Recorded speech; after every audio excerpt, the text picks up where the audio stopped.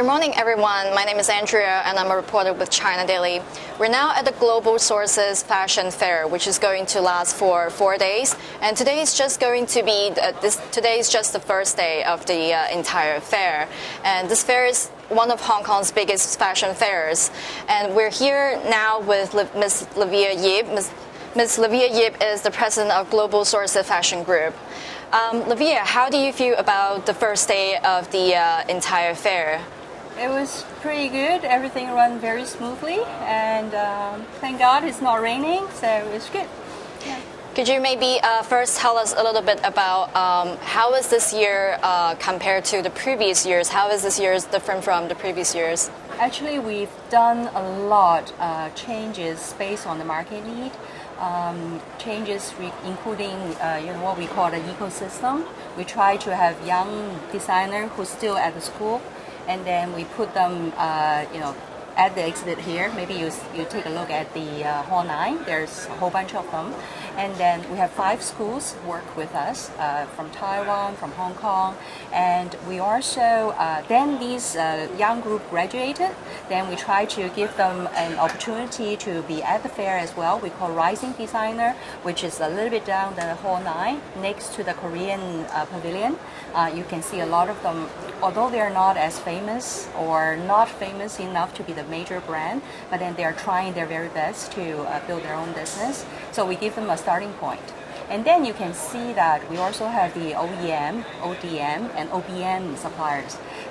China, with this cost structure and the profit and margin decreasing, it's very important that China suppliers want to be at the higher part of the value chain. Right, so we try to introduce more of the OEM to become an ODM and OBM, right? So that they'll have their own brand, they'll have their own design. So in this transition, right, a lot of them also need designers. So the designers, whether they are still at school, going to help, right? And then also those people who want to start their own business, they need financial, right? And they need production facilities. So I think the chemical will work, right? So as an ecosystem. And also we have buyers from major brand, right? And they try to source for cheaper and lower labor costs things, right? So we have the ASEAN Select, right? So some of the China suppliers or Taiwan suppliers or Hong Kong suppliers, they have their manufacturing facilities in these ASEAN countries that some of the major brands and OEM buyers, right, want to take advantage of the lower cost. So it's basically China is moving to the higher value chain. There's ASEAN kind of subsidized and also at the bottom of the value chain, right? And we try to meet the buyer needs in every angle, I would say. So we call it an ecosystem. And also for China or for anybody who want to be in the future, so we introduce the technology side of it, like from 2D to 3D and all that, right? So, kind of we are moving slowly but very steadily towards that direction and try to complete the ecosystem. This time we also have a networking event for the OEMs from ASEAN meet with big buyers who wanted to meet with us. So it's a lot of matchmaking and fast dating, if you want, right? Matchmaking, fast dating, and eventually, hopefully, they will turn out to be a marriage that's beneficial for both sides, right? And whether you're at the starting point or you're in a very mature stage, right? You want to be in the next stage, right? We can kind of help, right, in every step they go. So it's and in terms of booth count and the area, we are kind of breaking through the 1,500 booths. By the way, we started 2006, and now it's our 10th anniversary. And we started with 500 booths. Now it's 3 times, right? And wow. Basically we are the Hong Kong's biggest sourcing event, right, in fashion, right? So very, how do you say that? Very niche market, right? So and we try to grow, and we are quite optimistic. Okay. And this fall, we're going to launch the bags and luggage show, Yes, which is every lady want to have more bags and Yeah. never enough bags. And also we have a big 3 times size footwear section. But our focus mainly is on the casual shoes. Okay. You see in the news, right, a lot of people cannot take heels anymore, and so they want to have casual but fashionable shoes. So I think China is pretty good at that. Okay. Production side. Casual of it. shoes. Yeah. Okay. I think there are a lot of interesting points that you just mentioned, Right. and before we go maybe a little bit more into the situation in ASEAN countries and also in China, I'd like to talk about, because in fashion industry, young people, the younger generation is very important because they're the Right. future of the fashion industry. Right. So you mentioned that you've always worked with local institutions, education institution, in bringing them to the market. Would you also consider maybe working with other educational institutions in Asia countries to kind of make a bigger impact in terms of bringing the younger generation to the Right. industry? Frankly, we start where we very comfortable at, right? So Hong Kong, Sure. I live in Hong Kong, and most of my team is in Hong Kong. So or a project team, right, is in Hong Kong. So we started with the Hong Kong Designer Institute, and then Design Institute, and also a few others, right? So we have 3 or 4 from Hong Kong, and then we have 1 from Taiwan, which is new this time, right, from Okay. the university.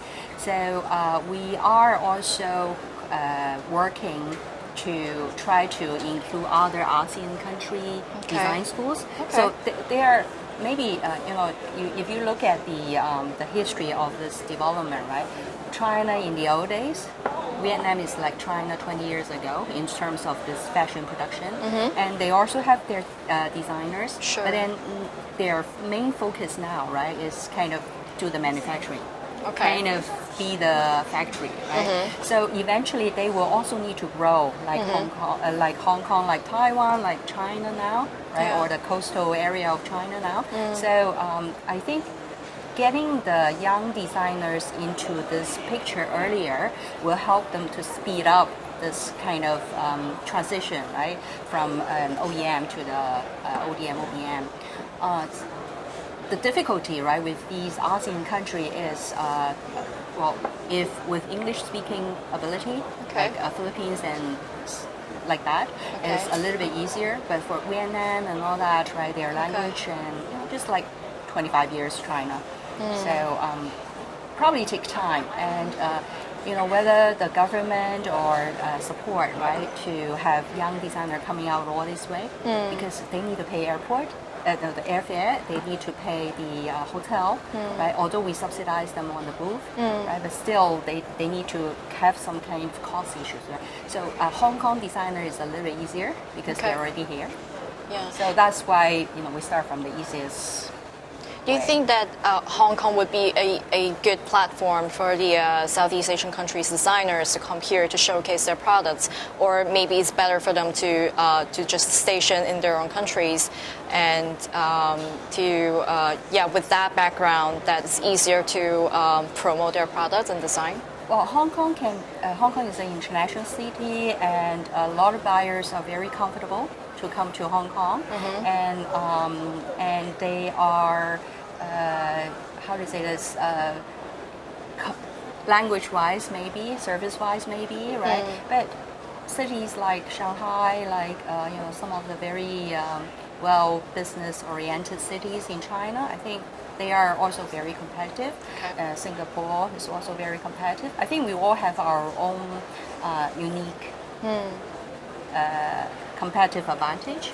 Hong Kong has its own unique competitive advantage. So for young designers to come to Hong Kong, you'll probably be able, at this show, right, you'll probably be able to meet a lot of international buyers, right, and kind of look around, right, and see what kind of idea, improvement that you can do, and eventually you want to build a business, right?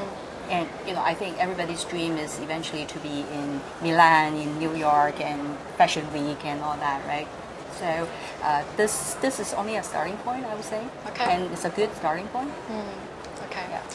So I just checked out the analyst choice section, Right. and there are quite a few interesting products. Right. So maybe for those who haven't visited the analyst choice section yet, would you Right. maybe give us a brief introduction of the products there, and then how did you make that choice? So the choice is basically made by our editors. So every supplier can submit, right, and then we will select from there to on the most innovative, interesting,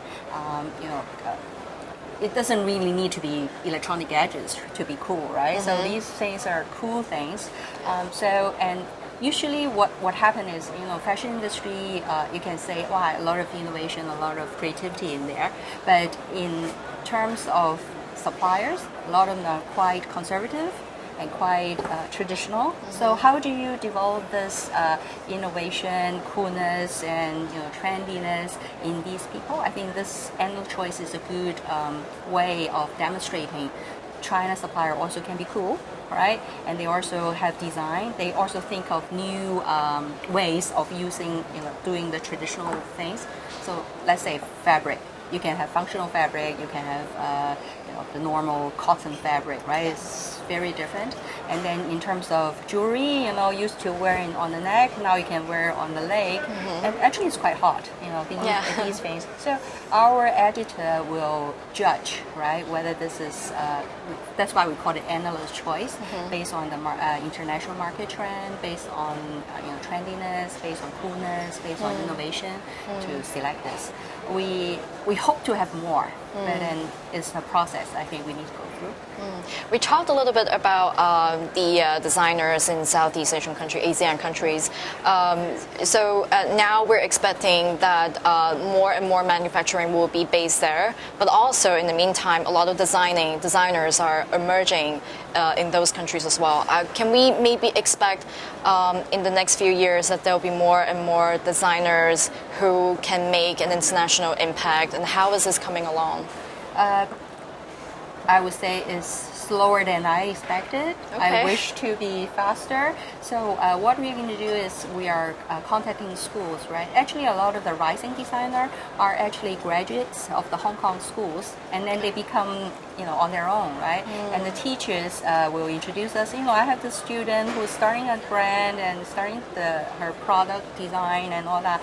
So can you host them as well, right? So that's why we kind of extend to we call it young designer, which is the ones still at school. We call rising designer are the ones graduated and start their own brand, right? So that kind of thing. So for ASEAN countries, I think India maybe, right? But India is not actually in a way, right? But then Asian country, I would say, Philippines, Thailand, right? Those are the places I think with more matured environment to do this kind of thing. But places like Vietnam and Cambodia, Myanmar, and all that, right, I think still has their process to go through, right, before they can have a lot of designers coming out. Okay, because I think I read the news a while ago that, like, for example, designers in Vietnam, it's very interesting because they're kind of integrating their ethnic characteristics into their design. Right. Do you think that could be a trend? Because in the global market, we don't see that much of a variation in terms of the design, but the Asian countries potentially will bring like a lot of like very unique design for consumers to choose. So the more, as I said, right, every country or every region have their own competitive advantage and also their creativity, right? So the ones I wear is from Japan, and they do a lot of technology stuff to these clothes, right? So it's in their creativity, not only with the cutting, not only with the drawing or the coloring, right, or they actually go all the way through to the material itself, to the filament itself, to the fabric itself, right? So I would say introducing ethnic theme into your clothes is nothing too new, right? But then maybe we haven't seen a lot of Vietnam ethnic introducing into the design, but as the designers get more and more mature, or their environment get more and more mature, I think it doesn't harm, right, to have some ethnic introduced into the clothing. China is doing very well, right? So even the big brands have China theme, right, in there. So Okay. Well, speaking of China, where should we start? I mean, China, as we all know, that it's kind of losing its impact in terms of manufacture, but and then a lot of the companies, they're also doing their best to maybe change their business style or to upgrade to a more like a high added value kind of fashion design and manufacturing. So how is this coming along? How are they doing now? well, in terms of the suppliers we have here, we have about 1/3 of the suppliers who already have their own brand, right, or they have their own design, right, which allows them to get a little bit more value out of it, and also these ones can usually accept smaller order because they have their own design for the season, and then they can sell it to you and sell it to the smaller ones, right? So in terms of how do you say that, it's more flexible, and also you get more value. The smaller the order, the more expensive they are per piece. Usually that was the case. Yes. So I would. From the last show, we have about 1/5 who has their brand and their design. This show, we already have 1/3. Okay. So China is moving very aggressively along this line, right? They are not at the stage where I want to launch an international brand, but then they are really good at using their experience as a manufacturer, and at the same time build into their design into it. And the brand, the brand itself is not that important. It's the ability that they can sell in smaller order. They have design ready, so it's kind of you can fit into a wider range of the market rather than if you say Ralph Lauren, they already have their own design. They probably want you to just produce their design, right? So and then they can give you an OEM order because they can just split the order into different parts of the world in their boutiques. So it's very different. How is it? It's very different structure, I would say, in there, right? China, I think, doesn't matter is fashion industry or electronic industry or other industries. They all have to move to that way so that you get this a little bit higher margin, right, to compensate the much higher costs that we have, right? So according to statistics, I think Vietnam and all these ASEAN countries, only the labor cost is about 30% lower than China, right? And China, in the right way because we are more developed, and then our people need better living and higher living standard, so that people are asking for higher income, right? So that's also is a stage, right, when the country getting stronger, when the people getting better, right, well living, they all asking for more. And how do you have an industry that can provide that kind of margin to allow this kind of activity? Right? So the creativity, the innovation, the brand need to come in. Otherwise, I do not think. Actually, everybody knows, right? It's very difficult to compete if you're just doing a traditional, OEM business. Okay. So in China, I know that a lot of people, especially young people, they're using social media like WeChat to, there are a lot of bloggers or people who use the WeChat channel to post articles about fashion every day. Right. So this kind of digital activities, how do you think it is going to kind of change and shape the fashion industry in China? Well, this is with a publishing background, right? Global Sources used to be a publishing company, and now we probably be the first one to have the online website, right? For the B2B, right? And now at the stage of social media, right? I think this movement you cannot avoid, and also the apps and all that, right? There's everybody need to take their full advantage at this switch. Basically it's a switch, and so that kind of thing. So I would say the blogger is getting more and more influential in the international market, in China market. Everybody knows, right? And I think it's the common theme is people want to be identified as cool, as creative, as individual. They don't want to be alike. So that's why for the fashion industry it's very difficult. If you buy this clothes, I don't want, right? I want something different. Yeah. So everybody asking for more variety, more color, more different cuttings, right? So that I will be unique, right? It doesn't matter whether it's China or not, right? But then everywhere it's the same. So, however, you also see this social group that everyone want to follow. That whoever the blogger is, right, and try to get similar stuff, but only similar, not exactly the same. Yeah. So I don't think you can avoid. If anybody who's doing business nowadays avoiding the social media, I think they're in big trouble. Right? Okay. I also am aware that this year you have a section for the bags, and there's going to be like a standalone section for this particular. Right. Could you tell me why is there a higher demand for the bags and luggages and? Well, as ladies, Yeah. we never have enough bags, Yeah. never have enough shoes. Well, but that's always the case, right? Yeah, Why but- now? Actually, I think is the design element in there, right? So more and more of you can see that the last show we have some suppliers, we have about 10,000 bags, and now we have about 15,000 bags in there, and then you will see a lot of.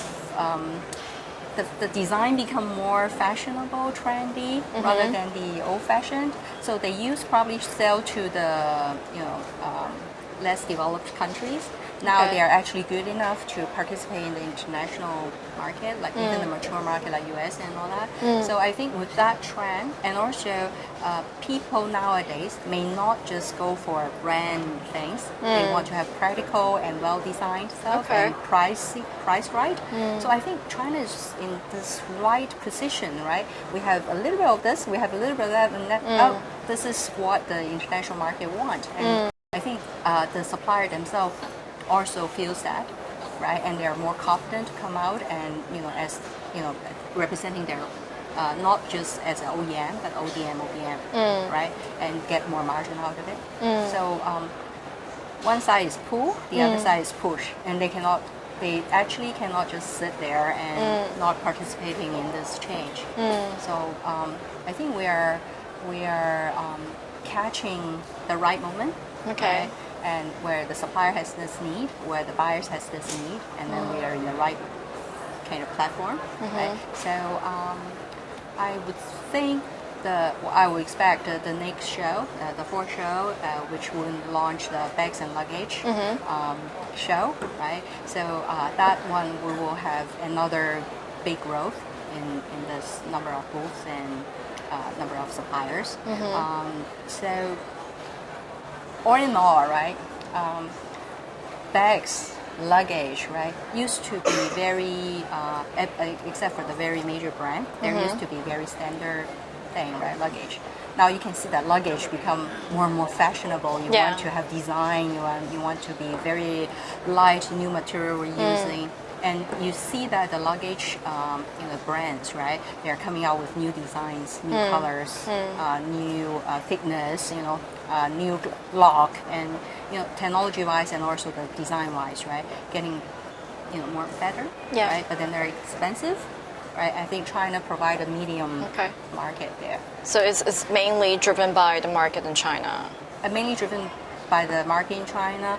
Mainly China suppliers are moving towards OBM, and they need to promote themselves not just as OEM.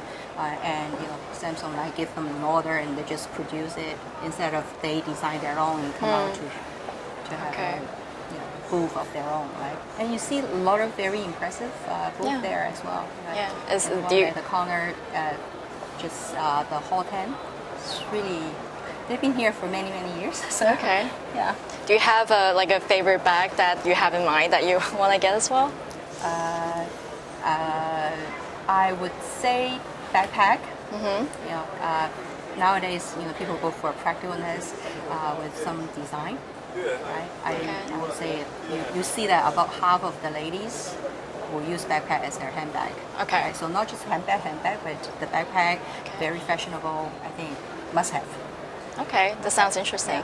So thank you very much, Livia, for talking to us. So there are a lot of things going on in the fair, so why don't you check it out? But stay tuned with China Daily for more reports. Thank you.